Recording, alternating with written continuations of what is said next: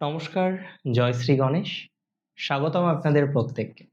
আজকে আলোচনা করব রাশিচক্রের তৃতীয় রাশি অর্থাৎ মিথুন রাশি আর মিথুন রাশির আমার বন্ধুদের সাথে। মিথুন রাশির জাতক জাতিকারা বুধ প্রভাবিত, চঞ্চল, বুদ্ধিমতী বা বুদ্ধিমান, প্রচুর নলেজ রাখে মিথুন, চমৎকার স্বভাব মিথুনের, তবে চঞ্চলতা আছে। হাসি খুশি থাকতে পছন্দ করে, মিশতে পছন্দ করে। আই অলওয়েজ সে মিথুন হচ্ছে সোশ্যাল বাটারফ্লাই। তাই তো সোশ্যালি মেশা এঙ্গেজমেন্ট করার যে টেন্ডেন্সিটা মিথুনের মধ্যে প্রচুর বেশি। কিন্তু আপনি কি জানেন, এই যে মিথুন রাশি এত সুন্দর কোয়ালিটি, কে চাইবে না এই মানুষটির সাথে মিশতে? সবাই চাইবো আমরা। কিন্তু এই মানুষটির মনের মধ্যে কত দ্বন্দ্ব, কত দ্বিধা, কত অশান্তি জানেন না আপনারা অনেকেই। তাই তো আজকে এমন একটি রাশিকে নিয়ে বলবো, এমন একটি রাশির সিক্রেটগুলিকে রিভিল করার চেষ্টা করব, প্রচেষ্টা করব, যে রাশির জাতক জাতিকাদের পজিটিভিটিটা আমরা খুঁজে নেওয়ার চেষ্টা করব। আর সিক্রেট বলবো এই কারণে যাতে সংশোধন করে নেওয়া যেতে পারে যেগুলো সংশোধনযোগ্য। গোপনীয় বিষয়গুলির মধ্যে প্রথম বলি, এরা চমৎকার হাসি খুশি, কিন্তু গোপনে কাঁদতে হয়, গোপনে গভীর একা এরা। মিথুন রাশির জাতক জাতিকারা সকলের সাথে মেশে আপনি দেখবেন, যেখানে এরা যাক ঠিক বন্ধু পাতিয়ে নেবে বা পরিচিতের জায়গা তৈরি হয়ে যাবে, মিশতে পারে এরা। কিন্তু দিন শেষে এদের ঝুলিতে ভালো বন্ধু নেই। দিন শেষে এদের কথা বলার মানুষের অভাব থাকে, অন্তত মনের কথা। এরা অপরকে অ্যাডভাইস দিচ্ছে, অপরের মনটাকে হালকা করছে, কিন্তু এদের মনের বেলায় মিথুনের মন হালকা করার মানুষের বড় অভাব। মিথুন অপরের মনটাকে হালকা করতে পারে, মিথুন রাশি অপরকে সাপোর্ট করতে পারে, কিন্তু এদের মনের খবর সত্যিই খুব কম মানুষ রাখে।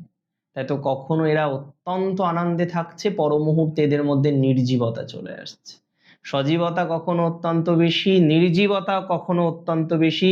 সকলকে হাসাতে পারলেও দিনের শেষে এদের চোখের কোণায় জলের বিন্দু আসতেই পারে বা ইউজুয়ালি আসে। তাই তো মিথুনের একটা গোপন সত্য হচ্ছে তাদের একাকিত্ব। মিথুনের একটা গোপন সত্য হচ্ছে তাদের মনের খবর খুব কম মানুষ রাখে। কথায় বলে, কার খবর কে রাখে, হাসলেই কি সবাই ভালো থাকে? মিথুনের ক্ষেত্রে এটা প্রযোজ্য। দেখুন, মিথুনের, যদিও এরা সকলের সামনে কাঁদে না, এরা কাঁদলে গোপনে কাঁদে, কারণ নিজেকে ছোট করবে এই মেন্টালিটি এদের একেবারে নেই। কেউ এসে এদেরকে অ্যাডভাইস দেবে, সান্ত্বনা দেবে, এরা বিশেষ পছন্দ করে না। মিথুন রাশির দ্বিতীয় বৈশিষ্ট্য, এটা আমি বলবো বৈশিষ্ট্য বা সিক্রেট, এবং এটাকে সংশোধন করতে হবে, ফোকাস না থাকা। কোনো কিছুতে দীর্ঘমেয়াদী ফোকাস এদের থাকে না, যে কারণে বই পড়তে বসেছে, হাতে মোবাইল, পাশে আর একটা কিছু আছে, পাশে একটা ডায়েরি আছে, সেখানে লিখছে, কখনো মোবাইল চালাচ্ছে, কখনো গিয়ে কম্পিউটার খুলছে। একাগ্রতার চরম অভাব মিথুনের মধ্যে দেখা যায়। যদিও মিথুন যথেষ্ট বুদ্ধিমান বা বুদ্ধিমতী, যে কারণে এরা সামলে নিতে পারে, কিন্তু এই একই কারণে আমি দেখেছি খুব ভালো মেয়ে বা খুব ভালো ছেলে, উচ্চ মাধ্যমিকে ভালো নাম্বার পাওয়ার কথা, নিট ক্র্যাক করার কথা, একাগ্রতায় এত বাধা, অঙ্ক নিয়ে বসেছে আবার বাংলা রেখেছে, দুটোই পড়বো, শেষে দেখা গেল বাংলাও পড়লো না, অঙ্কও পড়লো না, দোষের মধ্যে সময়টা গেল। মাল্টিটাস্কার হওয়ার চেষ্টাটা মিথুনের একটা ভুল, আমি বলছি। সো একাগ্রতার অভাব মিথুনের কিন্তু প্রচন্ড পরিমাণে বেশি। আমি বারবার দেখেছি মিথুন রাশি জাতক জাতিকাদের একাগ্রতার অভাব, আর এই একাগ্রতার অভাবের কারণে বহু সুযোগ এরা হাতছাড়া করে ফেলে। এত কোয়ালিটিপূর্ণ একটা রাশি, বলতেও খারাপ লাগে, ভাবতেও খারাপ লাগে যে এরা জীবনে ডেভেলপমেন্ট করতে অনেক ক্ষেত্রে পারে না। কিন্তু এরা যদি একটু একাগ্র হতে থাকে, এরা যদি একটু একাগ্রতা রাখতে পারে না, এদেরকে হারাবে এরকম মানুষ আপনি খুঁজে পাবেন না। এরা যদি একটু একাগ্রতা রাখতে পারে, এরা যা এডুকেশনাল দক্ষতা অ্যাচিভ করতে পারবে, এরা যা জীবনে সাকসেস পাবে, খুব কম মানুষ আছে সেই জায়গায় ইভেন পৌঁছতে পারবে। দীর্ঘমেয়াদী ফোকাস রাখতে হবে মিথুনকে, আমার অ্যাডভাইস এটা। আমি মিথুন রাশির জাতক জাতিকাদের বলবো, দীর্ঘমেয়াদী ফোকাস রাখুন, ফোকাস রেখে পথ চলার চেষ্টা করুন, ভালো হবে আপনার তাতে। ফোকাস রেখে ডেভেলপমেন্ট করার চেষ্টা করুন, ভালো হবে আপনার তাতে। এবং এটা রাখতে হবে, এটা করতে হবে। এবার একটা সিক্রেট বলি, এটা হয়তো অনেকে আমার সাথে অস্বীকার করবেন, বাট হয়তো কথাটা একেবারে ভুল নয়।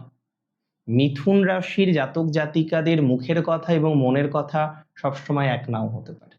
এরা কাউকে আঘাত দিতে চায় না। একজন চরম বেয়াদবি করছে, তাও হয়তো মিথুন তাকে সরাসরি কিছু নাও বলতে পারে। এটা যদিও মিথুনের একটা ভুল ডিসিশন। মিথুন রাশির জাতক জাতিকারা মানুষকে বোঝাতে পারে, এটা খুব বোঝাতে পারে, আন্ডারস্ট্যান্ডিং যেমন সহজে করতে পারে, বোঝাতেও পারে, কিন্তু কিছু কিছু মানুষ আছে যাদেরকে এরা কিন্তু হয়তো চরম বেয়াদবি করছে, তাও কিছু বলল না। চরম বেয়াদবি করছে, তাও ভালোভাবে তার সাথে কথা বলল। দেখুন, এটা তো দুটো বিষয়কে রিপ্রেজেন্ট করে। একটা হলো পরিস্থিতি ম্যানেজ করা, যেটা এরা ওস্তাদ, এটা এদের সিক্রেট। এরা পরিস্থিতি ম্যানেজ করতে পারে, সেই ক্যাপাসিটি এদের মধ্যে প্রচুর পরিমাণে বেশি। এবং ওই যে মুখের উপর বললাম না, যাতে খারাপ না ভাবে, কষ্ট না পায়, এই টেন্ডেন্সিটা এদের মধ্যে প্রচুর পরিমাণে আমি দেখি।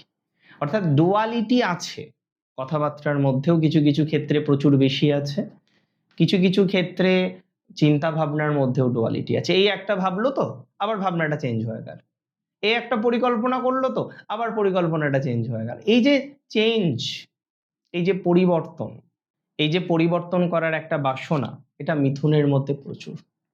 এই যে চেঞ্জ, এই যে পরিবর্তন করার একটা বাসনা, এটা মিথুনের মধ্যে প্রচুর পরিমাণে থাকে। এই যে চেঞ্জ, এই যে পরিবর্তন করার বাসনা, এটা মিথুনের মধ্যে প্রচুর পরিমাণে আমরা দেখি। তবে কথাবার্তার মধ্যে ডুয়ালিটি না রাখাই ভালো, এতে অনেকে আপনাকে ভুল বুঝতে পারে। যদিও আপনি তো কারোর ক্ষতি করার জন্য এই ধরনের কথাবার্তাগুলো বলেন না, কেউ মনে হয়তো আঘাত না পাক তার জন্য হয়তো বলেন। সো এই জায়গাটা একটু মেনটেন করতে হবে, এটা একটু মেনটেন করুন, আমি এটা বলবো। তবে এবার যেটা বলছি সেটা ভাবতে হবে, এটা একটা চরম সত্য, এবং সেটি হলো অতিরিক্ত থিঙ্কিং, অতিরিক্ত ভাবনা চিন্তা। অতিরিক্ত ভাবনা চিন্তা মিথুনের মধ্যে দেখা যায়। একটা কাল্পনিক বিষয় যার কোনো অস্তিত্ব নেই, যেটা কোনোদিন ঘটবে না, সেটি নিয়েও মিথুন দিনের পর দিন, ঘন্টার পর ঘন্টা আপসেট থাকতে পারে। মানে আপনি ভাবতে পারেন, একটা প্যাসার বাই হঠাৎ করে একজনের সাথে দেখা হয়েছে হয়তো ট্রেনে, সে কিছু একটা বলল, সেই কথাটা নিয়ে দুদিন ভাবছে, একদিন ভাবছে, আপসেট হয়ে রয়েছে। এটা মিথুনের পক্ষেই সম্ভব।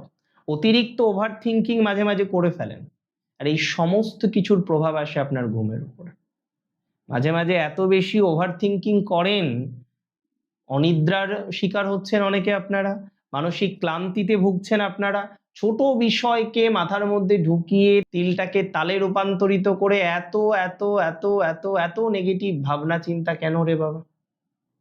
ভাবনা চিন্তাতে লাগাম দিতে হবে। রাত 2টোর সময় উঠে ভাবছেন সকালে এই মানুষটি কেন এই কথা বলল, রাত 2টোর সময় উঠে ভাবছেন একটা কল ধরতে পারেননি, ওটা কার নাম্বার রে বাবা? এই চিন্তা ভাবনাটা থেকে বেরোতে হবে। অতিরিক্ত ওভার থিঙ্কিং আপনার হেলথের জন্য ভালো কখনোই নয়। আমি অনেক ক্ষেত্রে দেখেছি মিথুনের অতিরিক্ত চিন্তা করতে করতে, ভগবান যেন না করে, একটা মানসিক ব্যাধি মতো তৈরি হয়েছে, একটা প্যানিক তৈরি হয়েছে। এটা ঠিক নয়, যেটা ঠিক নয় সেটা ঠিক নয়। মিথুন রাশির এর চরম সত্য, সিরিজের লাস্ট যে সত্যটা বলবো, কাউকে পুরোপুরি বিশ্বাস করতে না পারা। এর যদিও একটা কারণ আছে, সেটা শেষে বলি, বাট আগে বলে নিই যে কেন, মানে কি হয়, বিশ্বাস করতে পারে না কেন। এরা অ্যাকচুয়ালি খাঁটি বিশ্বাসটা একটা টাইমের পরে আর কাউকে দিতে পারে না। অ্যাকচুয়ালি কি জানেন, মিথুন প্রাথমিক জীবনে বিশ্বাস করে আর ঠকে, বিশ্বাস করে আর ঠকে। এতবার বিশ্বাস ভঙ্গ হয় এদের, এদের বুকটা না পাথর হয়ে যায়। এতবার এদের বিশ্বাস ভঙ্গ হয়, এরা না আর বিশ্বাস করতে পারে না। এতবার এদের আঘাত পেতে হয়, হৃদয় যেন সেই পাষাণ সম হয়ে যায়। যে কারণে একটা টাইমের পরে মিথুন কাউকেই পূর্ণাঙ্গ বিশ্বাস করতে পারে না। এদের পার্টনারকেও একটা টাইমের পরে এরা পূর্ণাঙ্গ বিশ্বাস করতে পারে না। খুব সহজেই মেশে আড্ডা দেয়, সবকিছু করবে, ঠিক আছে, পুরোপুরি বিশ্বাসটা করবে না। কিছু কিছু মানুষের ক্ষেত্রে বিশ্বাসটা এরা রাখে, কিন্তু একটা সার্টেন টাইমের পর সেই বিশ্বাসটা যাই উড়ে, সেই বিশ্বাস আর এরা করবেই না, করেই না, এটা মাথায় রাখতে হবে।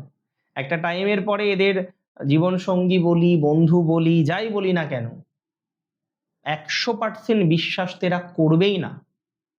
কারণ করতে পারে না, সেই অনুভূতিটা এদের আসে না, এরা অনুভূতি শূন্য হয়ে যায়। একটা টাইমে এদের ক্রেজ থাকে বন্ধুর জন্য, ফোন করলো রাত 11টায় চলে যাবে, যে আসো, যে করে হোক চলে যাবে, হেল্প দরকার হেল্প করে দেবে, কিন্তু ওই যে ওই পর্যন্তই।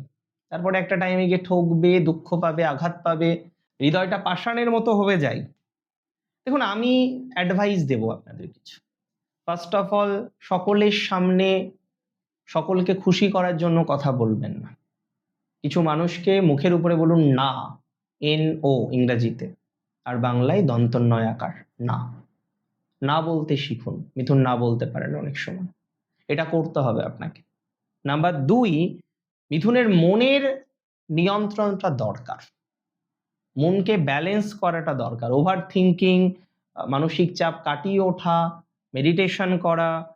আপনি বিষ্ণু সহস্রনাম জপ করা শুরু করুন তো, রেগুলার একবার করে করুন স্নান করার পর। যদি দেখেন স্নান করার পর সময় হচ্ছে না, আপনি যখন সন্ধ্যাতে ফ্রি আছেন, একটু পবিত্রতা বেসিক মেনটেন করবেন, আপনি জপ করুন। দিনের বেলায় জপ করলে ইস্টে ফেস করে জপ করবেন, রাত্রে জপ করলে নর্থে ফেস করে জপ করবেন, বাট শুরু করুন এটা, এটা আপনার জন্য ভালো। ভালো হোক আপনার, সুস্থ থাকুন আপনি। জয় শ্রী গণেশ।